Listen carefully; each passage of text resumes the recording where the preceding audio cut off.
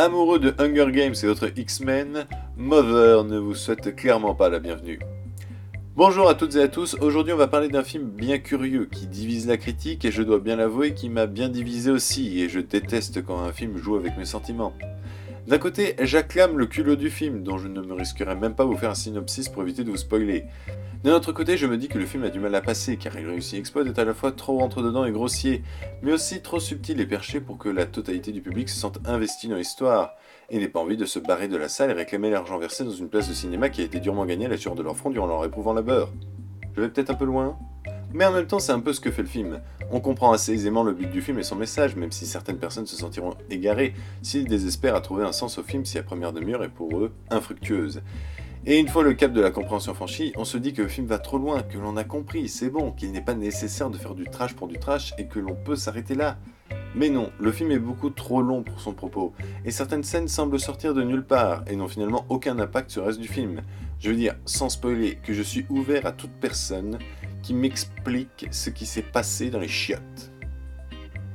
C'était quoi ce truc ? Cependant, je ne pourrais en aucun cas dire que ce film est mauvais, l'interprétation de Jennifer Lawrence et Javier Bardem est fantastique et le décor de la maison du couple est utilisé à 100%, sans provoquer une certaine lassitude ou un certain ennui de ne voir qu'un seul décor.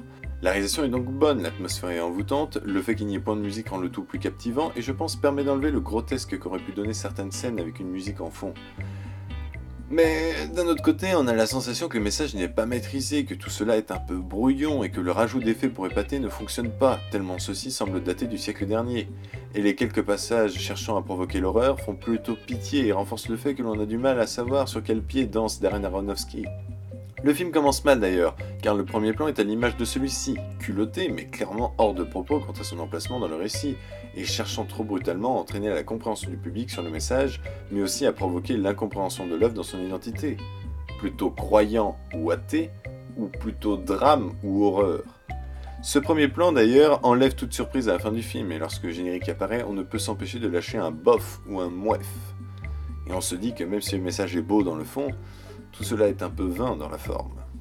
Mother me partage, même après plusieurs jours, ce qui d'un certain côté me permet d'affirmer que le film ne peut laisser personne totalement indifférent. Le film est également une expérience, un exercice de style plutôt courageux et qui fonctionne par moments.